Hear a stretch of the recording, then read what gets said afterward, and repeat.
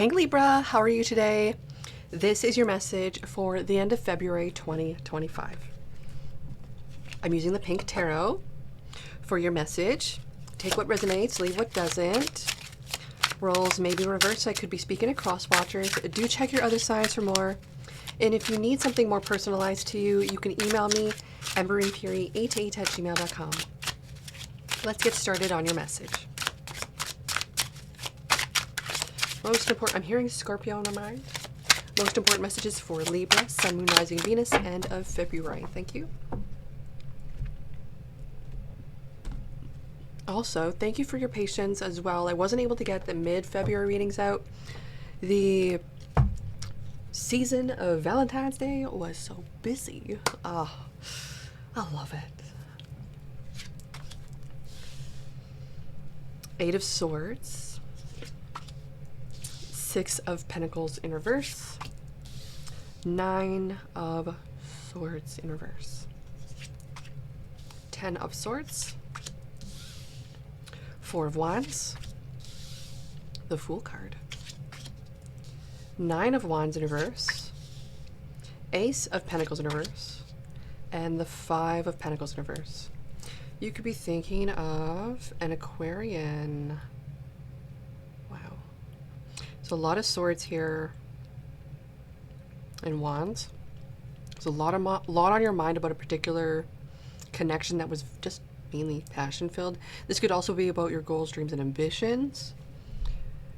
But I ultimately see that you might have centered this connection a lot. You were really betrayed and really wrapped up by what had happened in this connection here. You were very open with this too.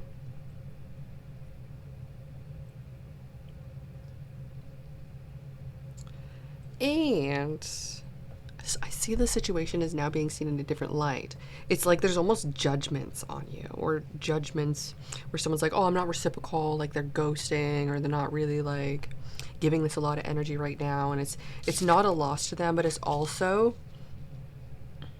like a missed opportunity. There could also be something where someone could spend a lot of money on a marriage, a wedding, a ceremony, a party, and it didn't pay off. It didn't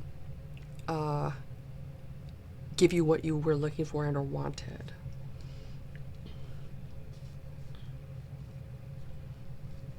That's interesting too. There's someone in the situation that got involved in this knowing completely and full well that there wasn't going to be a future with this. So you really have to put yourself into a place of centering yourself on yourself to not give this any more attention. And that's where I see you really flourishing and creating the life that you really want for yourself and getting yourself back and doing the things that are really, truly interesting to you, not to anybody else. And I see you in such a place of power and strength that you're going to look back on this time and seeing at what it actually brought to you instead of what it actually took from you. You might be in a situation where maybe you might have to call off a wedding, or you might have to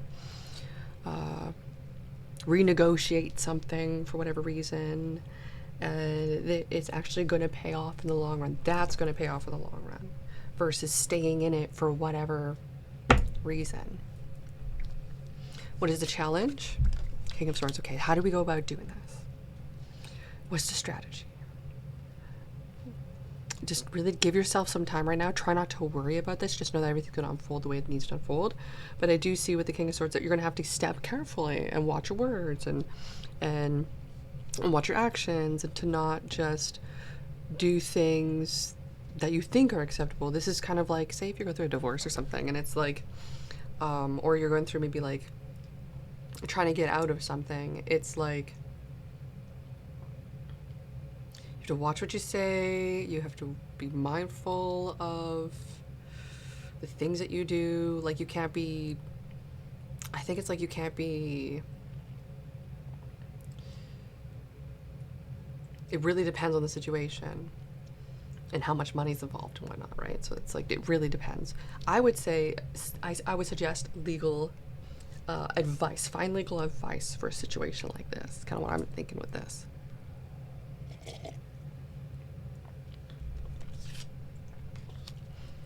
Four of Swords in reverse as your real energy.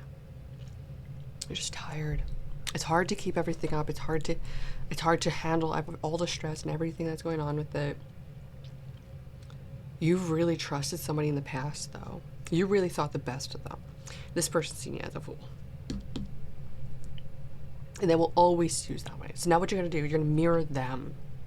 They act a particular way. Why would they do that to me? Oh, just act back like that.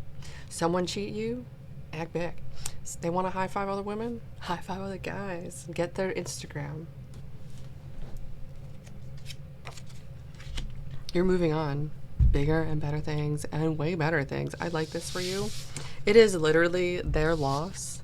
They lost you, not the other way around. Because you ain't desperate for a man. You ain't desperate for anything. They don't want to treat you right. They want to do this and that.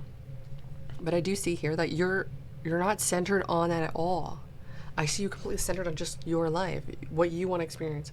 It feels almost like a retirement. It feels almost like how you want the rest of your life to be like.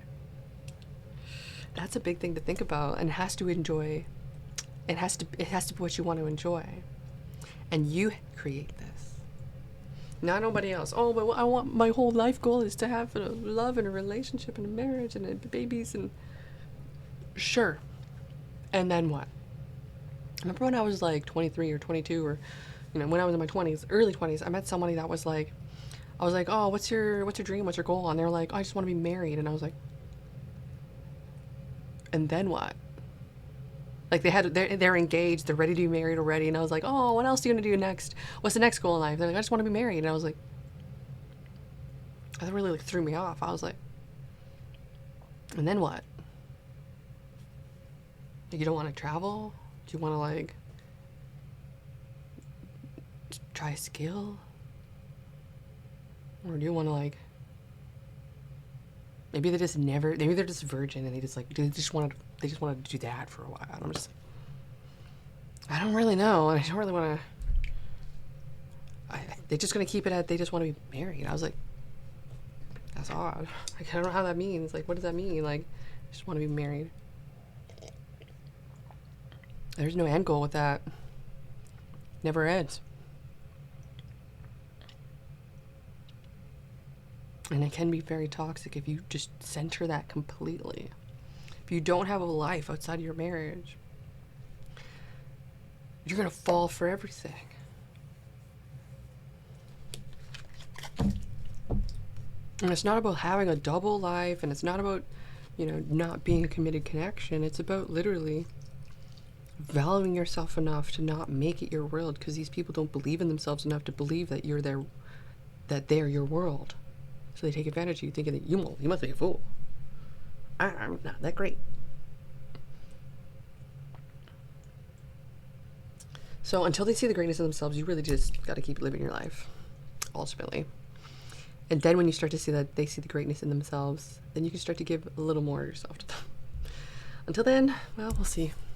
And I'll see you when I see you next. If you need a little bit more inspiration or a message of some sorts for your own, a little more personalized to you, email me for your own message, amberandfury88@gmail.com. Find out more about that in the description box below. And I'll see you when I see you next. Check out the signs, like, subscribe, and comment if you need to. Love ya. Bye.